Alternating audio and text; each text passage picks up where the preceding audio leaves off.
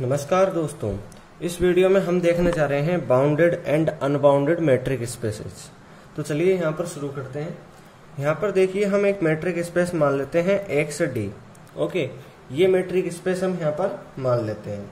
अब देखो, यहाँ पर हम ये ध्यान देंगे कि इसको बाउंडेड कब कहा जाता है। जो मैट्रिक स्पेस है इसको बाउंडेड कब कहा जाता है, इसको हम समझते हैं। देखो, इस मैट्रिक स्पेस को जब बाउंडेड तब कहा जाता है जब मान लीजिए एक्स और वाई दो पॉइंट हैं, वो इस जो डोमेन दिया गया है एक्स के अंदर आते हैं। क्लियर है। अब देखो, ये दोनों आर्बिट्रेरी पॉइंट है।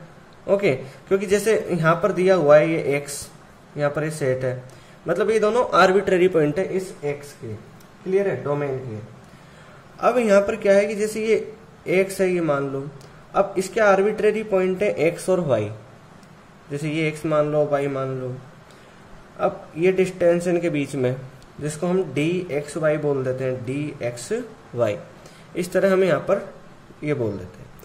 तो यहाँ पर बाउंडेड के लिए क्या जरूरी है कि ये एक्स और वाई यहाँ हो, यानी कहीं भी हो, यानी कोई भी इनकी पोजीशन हो, यानी कितने भी दूरी पर हो, यानी मैक्सिमम डिस्टेंस पर हो, तब भी जो इनके बीच की जो डिस्टेंस है वो एक ऐसा नंबर हो यहाँ पर के कि उससे छोटी होनी चाहिए या उसके इक्वल होनी चाहिए। यानी दोनों आर्बिट्ररी पॉइंट है, इनके बीच में जो डिस्टेंस है वो इस के से कम होनी चाहिए, तो ये बाउंडेड होता है। अब देखो, एक्स और वाई आर्बिट्ररी हैं। ओके, तो दोनों के बीच में मैक्सिमम डिस्टेंस भी यदि हो, जिसको हम डायमीटर ऑफ ए सेट बोलते हैं। आप जानते हो maximum distance. Okay, maximum distance को हम बोलते हैं डायमीटर ऑफ ए सेट। आप जानते हो बात। तो इन दोनों के बीच में मैक्सिमम डिस्टेंस भी हो, जिसे हम डेल ऑफ, जैसे कोई भी सेट है एक्स के लिए, डेल ऑफ एक्स यानी डायमीटर ऑफ ए सेट, तो वो भी जो ये के है उससे लेस देन होना चाहिए या उसके इक्वल हो सकता है। ये है यहाँ पर। अब देखो यहाँ पर आगे, तो यह हमने ये बाउंडेड मैट्रिक स्पेस देख लिया। ओके, अनबाउंडेड का वो होगा जो बाउंडेड नहीं है, हम समझ सकते हैं जो बाउंडेड नहीं है वो अनबाउंडेड हो जाएगा। अब देखो, ये हो गया बाउंडेड मैट्रिक स्पेस। अब इससे रिलेटेड हम एक काफी इंपॉर्टेंट एग्जांपल यहाँ पर देख लेते हैं। ओके, तो देखिए यहाँ पर ये थ्योरम, यहाँ पर देखो क्या कहा गया है, वही एक मैट्रिक स्पेस दिया गया है। ठीक है, और एक डी स्टार एक्स वाई, यहाँ पर देखो एक मैट्रिक स्पेस तो ये है एक्स डी, और एक डी स्टार एक्स वाई यहाँ पर इस तरह डिफाइन है कि m D x y upon 1 plus D x y. Okay, ये इसके इक्वल है। अब हमको ये प्रूव करना है कि जो ये एक्स डी स्टार है, जो ये वाला फंक्शन है, ये भी एक मैट्रिक स्पेस है और बाउंडेड भी है। क्लियर है, ये हमको यहाँ पर प्रूव करना है। पहली बात यहाँ पर ये समझो कि ये मैट्रिक स्पेस है एक्स डी। अब हमको प्रूव करना है कि एक्स डी स्टार यानी जो ये फंक्शन है ये भी एक मैट्रिक स्पेस है या डिस्टेंस फंक्शन है। तो इसके लिए नेसेसरी क्या है, हमको एक्स डी स्टार को मैट्रिक स्पेस प्रूव करने के लिए नेसेसरी है कि हम जो मैट्रिक स्पेस की 4 कंडीशन होती है, 4 कंडीशंस होती है, उन 4 कंडीशंस को हम यहाँ पर सेटिस्फाई करके दिखाएं यहाँ पर। तो देखो यहाँ पर स्टार्ट करते हैं प्रूफ। ओके, तो देखो पहली कंडीशन से शुरू करते हैं। देखो पहली कंडीशन से शुरू करने के लिए आप एक ध्यान दो कि यहाँ पर देखो एक्स डी यानी डी एक्स वाई, यहाँ डी है ना, तो यहाँ एक्स डी एक्स वाई एक मैट्रिक स्पेस है। क्लियर है, एक्स डी एक मैट्रिक स्पेस है। तो यहाँ डी एक्स वाई, जो डी एक्स वाई है वो यहाँ पर दिया हुआ है डी एक्स वाई। ओके, यानी ये वाला इससे ही बन रहा है, इस वाले फंक्शन से, जो एक मैट्रिक स्पेस है। तो अब देखो, हमको पहली कंडीशन प्रूव करनी है कि d star x y greater than और इक्वल टू 0 है। तो इसके लिए हम क्या करेंगे, यानी ये कंडीशन में लिख देता हूं यहाँ पर, d star x y greater than और इक्वल टू 0 है। इस बात पर हम ये हमको यहाँ पर बताना है। तो डी एक्स वाई, अब एक बात ध्यान दो, डी एक्स वाई कहा गया है कि मैट्रिक स्पेस है। तो मैट्रिक स्पेस की कंडीशन के अकॉर्डिंग जो डी एक्स वाई है वो ग्रेटर देन और इक्वल टू 0 होगा। अब देखो, मान लो जब इसकी वैल्यू 0 है, 2 कंडीशन है यहाँ पर, डी एक्स वाई है तो 0 है, या ग्रेटर देन 0 है। मान लो ये इक्वल टू 0 है, तो यहाँ रख के देखो वैल्यू 0। यदि हम यहाँ डी एक्स वाई की वैल्यू 0 रख देंगे तो डी स्टार एक्स वाई की वैल्यू भी तो हमको 0 मिल जाएगी। तो तो एक कंडीशन तो ये हो गई कि इसकी वैल्यू 0 के इक्वल है। ओके, अब सेकेंड कंडीशन ये देखो कि जो डी एक्स वाई है वो ग्रेटर देन 0 है। अब यहाँ पर डी एक्स वाई में ग्रेटर देन 0 कोई सा भी नंबर, जैसे 1 2 3 4 5 6 कुछ भी रख के देख लो। यहाँ देखो एम, तो देखो यहाँ पर जो एम है, एम का ध्यान में रखना, एम पॉजिटिव है। ठीक है, एम क्या है, पॉजिटिव है। अब मैं डी एक्स वाई में डी एक्स वाई की कोई भी वैल्यू पॉजिटिव रख दो यहाँ पर, तो जो डी स्टार एक्स वाई है इसकी वैल्यू भी पॉजिटिव ही मिलेगी। जब d x y greater than और इक्वल टू 0 है ना, तो जो ये डी एक्स वाई है जब ये पॉजिटिव है तो ये भी हमको डी स्टार एक्स वाई भी पॉजिटिव ही मिलेगा। बोले आप रख के देख सकते हो। यहाँ पर जो डी स्टार एक्स वाई है इसकी वैल्यू कभी भी नेगेटिव नहीं होगी, क्योंकि डी एक्स वाई या तो इक्वल टू 0 है या ग्रेटर देन 0 है। तो इससे यहाँ पर क्या प्रूव होता है कि जो यहाँ पर लिख देता हूँ, यहाँ पर लिखना चाहिए था, जगह कम है। ठीक है, यहाँ पर लिख देता हूँ, यहाँ लिखता नहीं तो जो एम डी एक्स वाई है भाई ये पॉजिटिव है। ओके, अब ये एम ग्रेटर देन 0 है, ये पॉजिटिव। अब इस पॉजिटिव को इस पॉजिटिव से मल्टीप्लाई करोगे तो हमको पॉजिटिव ही मिलेगा। अब इसको 1 से डिवाइड कर दोगे।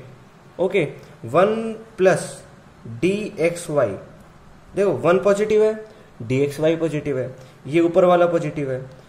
1 पॉजिटिव, ये positive, 1 plus D x y भी पॉजिटिव, ऊपर पॉजिटिव है, नीचे भी पॉजिटिव, तो ये पॉजिटिव ही तो रहेगा नीचे ऊपर। ज्यादा से ज्यादा ये इक्वल टू 0 हो सकता है, और वो भी कब, जब डी एक्स वाई की वैल्यू 0 है।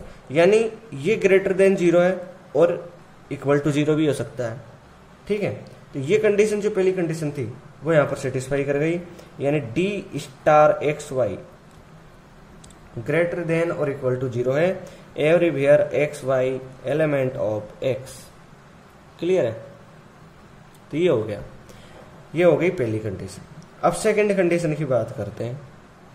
तो देखो सेकंड कंडीशन में क्या है, सेकंड कंडीशन में हमको प्रूव क्या करना है वो भी आप समझ लो। सेकंड कंडीशन में यहाँ लिख देता हूँ, सेकंड कंडीशन में हमको प्रूव करना है कि d star x y great is equal to 0 तभी है जब x is equal to y, if and only if. यानी x is equal to y है तो डी स्टार एक्स वाई 0 है, टी स्टार एक्स वाई 0 है तो x is equal to y है।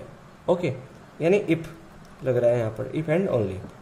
आप समझो यहाँ पर देखो जो डी एक्स वाई है वो तो मैट्रिक स्पेस है ही पहले से ही, तो जो डी एक्स वाई है यदि 0 है तो वो कब होगा, वही इफ वाली कंडीशन हो जाएगी, if and only if x is equal to y, क्योंकि ये मैट्रिक स्पेस है। अब देखो यहाँ पर देखो, अब मान लीजिए कि डी एक्स वाई 0 है। ठीक है, डी एक्स वाई 0 है तो ये एम डी एक्स वाई ये भी 0 ही होगा भाई, ये 0 है। और इसमें 1 प्लस डी एक्स वाई से डिवाइड कर देंगे, 1 प्लस 0 यानी हमको 0 ही मिलेगा, क्योंकि यहाँ पर ये 0 है। 0 में 1 से डिवाइड करेंगे तो हमको 0 मिलेगा, यानी ये भी 0 है। अब ये कब हो रहा है, जब डी एक्स वाई 0 हो रहा है। ठीक है, डी एक्स वाई 0 हो रहा है यहाँ पर, तो x is equal to y है।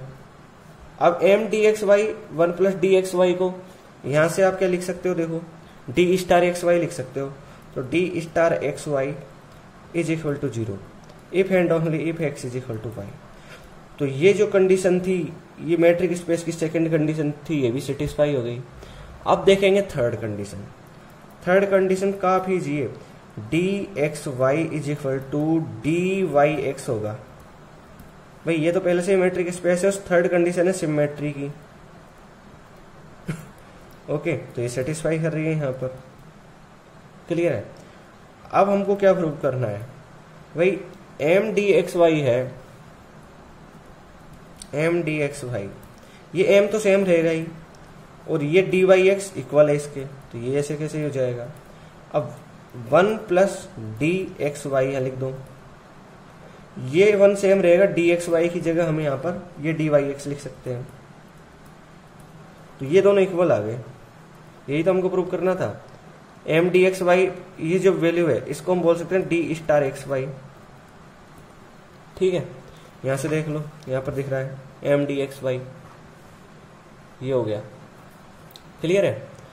और इसको हम बोल देंगे डी स्टार ही होगा, लेकिन यहाँ वाई एक्स होगा। तो ये थर्ड कंडीशन सिमेट्री की सेटिस्फाई कर गया। अब देखेंगे यहाँ पर फोर्थ कंडीशन। फोर्थ कंडीशन देखते हैं। यहाँ पर फोर्थ कंडीशन में कुछ भी नहीं है, काफ़ी ईजी है।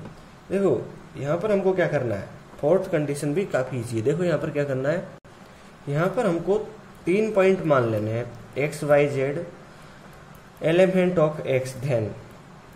अब देखो यहाँ पर देखो फोर्थ कंडीशन होती है, उसमें क्या होता है कि जो फोर्थ कंडीशन है उसके अंदर हमको केवल ये शो करना है कि जैसे बीच में जेड पॉइंट आ रहा है, ओके, यहाँ पर हम बीच में जेड पॉइंट डालेंगे। यहाँ तो मैंने बताने के लिए यहाँ लिख देता हूँ एक्स वाई और बीच में जेड। तो जो डी एक्स वाई है वो लेस देन और इक्वल टू होता है d x Z plus D Z y. ठीक है, ऐसा होता है फोर्थ कंडीशन में, मैंने वापस बता दिया आपको। तो हमको यहाँ पर स्टार लगा लो, ये प्रूव करना है केवल। इसको प्रूव करने के लिए देखो क्या करेंगे। अब देखो डी एक्स वाई है, वो तो पहले से ही एक मैट्रिक स्पेस है, तो जो ये कंडीशन है वो सेटिस्फाई करेगा। देखो यहाँ पर मैंने स्टार लगा दिया क्योंकि मैंने बताने के लिए, लेकिन देखो ये वाली कंडीशन तो ये पहले से ही सेटिस्फाई कर रहा है, जो डी है, क्योंकि ये पहले ही मैट्रिक स्पेस है, डी जेड वाई। क्लियर है। अब देखो डी स्टार एक्स वाई है, डी स्टार एक्स वाई, इसकी वैल्यू देखो क्या है, डी स्टार एक्स वाई की वैल्यू है हमको दी हुई है m D x y upon 1 plus D x y. Clear है। अब देखो यहाँ पर, अब देखो हम इसको कैसे लिख सकते हैं, इसको इस तरह भी लिखा जा सकता है एम माइनस यहाँ पर लिख देंगे हम m 1 plus D x y. इसको ऐसे भी लिखा जा सकता है, इसको आगे सॉल्व करोगे तो ये मिल जाएगा। हम ये प्रूव करने के लिए बता रहे हैं, ठीक है, तो ऐसे लिख सकते हैं हम इसको। अब देखो यहाँ पर, अब हमको क्या करना है, जो ये वाली वैल्यू है, ये जो हमको यहाँ पर वैल्यू मिल रही है, जी हमको वैल्यू मिल रही है, ये वैल्यू आप ध्यान से देखो एम माइनस, यहाँ लिखता हूँ मैं, ये जो वैल्यू है ये इस वैल्यू से लेस देन होगी जो मैं लिखने वाला हूँ, m minus m 1 plus D x y. यहाँ पर हम ऐसे लिख देते हैं इसको, डी एक्स वाई को हम ऐसे लिख सकते हैं यहाँ से, देखो मैं अभी समझाऊंगा इसको all clear, d Z y. अब देखो इसको समझो, यहाँ पर जो डी एक्स वाई है वो इस वैल्यू से कम है। अब देखो यहाँ पर जैसे आपको कोई वैल्यू दी जाती है 3 माइनस 1/2, अब हम डेनोमाइनेटर में इस 2 से बड़ी कोई वैल्यू लिख देते हैं, जैसे 3 माइनस 1/3 लिख देते हैं। यहाँ पर सॉल्व करके देखो तो हमको 5/2 मिलता है। यहाँ पर सॉल्व करके देखो 339 माइनस 339 माइनस 8/3 हमको यहाँ पर मिलता है। ओके, यहाँ पर हमको ये वैल्यू मिल जाती है। अब देखो ये देखो इनमें बड़ा कौन सा है, देखो बड़े के लिए तो 15/6 इसको ऐसे भी लिख सकते हैं और 16/6 इसको ऐसे लिख सकते हैं। तो यहाँ से पता लग रहा है कि ये वाली वैल्यू बड़ी है। देखो इसका डेनोमाइनेटर क्या है, इसके डेनोमाइनेटर से बड़ा है, वैसा ही यहाँ पर हो रहा है। ठीक है, यहाँ पर जो ये डेनोमाइनेटर है, ये डेनोमाइनेटर, इस डेनोमाइनेटर से ये वाला डेनोमाइनेटर बड़ा है। यहाँ भी यही डेनोमाइनेटर बड़ा था और यही वैल्यू बड़ी थी, तो वो भी यहाँ भी यही हो रहा है, यही वाली वैल्यू फिर बड़ी हो जाएगी इस वाली वैल्यू से। हम ये प्रूव करने के लिए कर रहे हैं केवल। क्लियर है। अब देखो यहाँ पर, अब हम देखो इसको और एलसीएम लेके आगे लिख सकते हैं। यहाँ पर लिख देता हूँ इज इक्वल टू, आगे लिखेंगे तो यहाँ एम से एम कैंसिल हो जाएगा, तो यहाँ हो जाएगा m D x z, okay, plus M D Z y, और अपॉन में हमको मिल जाएगा 1 plus D x Z plus D Z Y, इस तरह मिल जाएगा। अब देखो यहाँ पर हम इसको यहाँ पर ऐसे भी लिख सकते हैं, देखो M D x Z, clear है, upon 1 plus D x Z, यहाँ पर plus M D Z Y upon 1 plus D x Z plus D Z Y. इस तरह भी हम इसको लिख सकते हैं। क्लियर है? अब देखो ये हमको मिल रहा है। ओके, अब हमको यहाँ पर प्लस डी जेड वाई भी आएगा। ठीक है, डी जेड वाई। क्लियर है? ये भी यहाँ पर आ जाएगा। अब यहाँ पर देखो हमको क्या करना है। यहाँ पर हम क्या करेंगे कि जो ये एक्स जेड हो गया और यहाँ जेड वाई चाहिए हमको प्रूव करने के लिए। आप भी खुद आइडिया लगा सकते हो। एक्स जेड वाली में एक्स जेड का क्या मतलब होगा, यहाँ पर यदि हम इसको हटा देंगे डी जेड वाई को तो हमको डी स्टार एक्स जेड मिल जाएगा। और जब यहाँ पर इस एक्स जेड को हटा देंगे तो हमको डी स्टार जेड वाई मिल जाएगा प्लस में। और यहाँ पर हमको ये मिल जाएगा फिर डी एक्स वाई। यही तो डी स्टार एक्स वाई, यही तो हमको प्रूव करना है। तो ये प्रूव करने के लिए हम यहाँ पर लिख रहे हैं इसे। अब हम क्या करेंगे, जैसे ही हम यहाँ पर इस जेड वाई को उठा देंगे डी जेड वाई, तो देखो जैसे अभी कोई डेनोमाइनेटर है। क्लियर है? जैसे डेनोमाइनेटर है, केवल हम डेनोमाइनेटर देख रहे हैं। जैसे ये 1/2 है, 1/3 ले लो। इसमें से 3 की जगह 3 में से 1 हटा दो तो 1/2 रह जाएगा। आप जानते हो 1/2 बड़ा है इस 1/3 से। तो यहाँ पर जब इसको हटा देंगे, इस जगह पर इस जेड वाई को हटा देंगे, यहाँ पर इस एक्स जेड को हटाएंगे, तो जो हमको वैल्यू मिलेगी इससे बड़ी मिलेगी। तो हम लिख देंगे यहाँ पर m D x Z. Clear है? अपॉन 1 प्लस इसको हटा रहे हैं तो डी एक्स जेड प्लस यहाँ से इसको हटा देंगे तो m D Z Y upon 1 plus D x z. नहीं, यहाँ पर जेड वाई रहेगा, जेड वाई। ठीक है, इस तरह हो जाए। ये हमको मिल गया। अब इसको हम ऐसे भी तो लिख सकते हैं, लेस देन डी एम नहीं लिखना है यहाँ पर। एम डी एक्स जेड का क्या मतलब हुआ, m D x z upon 1 plus D x z, d star x z हुआ, प्लस इसका मतलब हुआ डी स्टार जेड वाई। ये हमको मिल जाएगा। क्लियर है? देखो अब ये हमको मिल गया। अब इसको हम कैसे लिख सकते हैं, यहाँ पर हमने कहाँ से शुरू किया था, इस जगह से शुरू किया था डी स्टार एक्स वाई से। तो इधर लिख देता हूं मैं d star x y less than और इक्वल टू, यहाँ पर लिख दो d star x Z plus d star z y. Clear है? ये हमको मिल जाएगा। यानी हमने ये जो लंबी प्रोसेस करी, इससे हमको लास्ट में जाके ये रिजल्ट मिल गया। यही तो है जो मैट्रिक स्पेस की जो फोर्थ कंडीशन है, जिसको हम बोलते हैं ट्रायंगल इनइक्वालिटी, वो ये यहाँ पर हमने प्रूव कर दी। यहाँ पर यहाँ से स्टार्ट हुआ। ठीक है, और ये फिर यहाँ लेस देन हो गया, फिर ये पूरी प्रोसेस है। ठीक है, तो यहाँ से हमने ये प्राप्त कर लिया और हमने फोर्थ कंडीशन सेटिस्फाई कर ली। तो ये चारों कंडीशन हमने सेटिस्फाई कर दी, तो इससे ये डी स्टार एक्स वाई एक मैट्रिक स्पेस हो गया। अब लास्ट में देखो हमको क्या प्रूव करना है, हमको केवल यहाँ पर ये प्रूव करना है कि ये बाउंडेड है। अब ठीक है, तो बाउंडेड प्रूव करने के लिए देखो क्या करना है। देखो डी स्टार एक्स वाई है, डी स्टार एक्स वाई, इसकी वैल्यू मैं वापस लिख देता हूं, एम डी एक्स वाई है upon 1 plus D x y है। इसको डी एक्स वाई को न्नीचे ले जाएंगे तो हमको क्या मिल जाएगा, एम अपॉन ये तो 1 हो जाएगा, और 1 इसके नीचे 1 के नीचे डी, यानी न्यूमरेटर को डी एक्स वाई से डिवाइड कर दिया, डिनोमिनेटर को डी एक्स वाई से डिवाइड कर दिया, तो हमको ये मिल जाएगा। क्लियर है? अब देखो ये डी एक्स वाई पॉजिटिव है तो ये टर्म है ये पॉजिटिव रहेगी।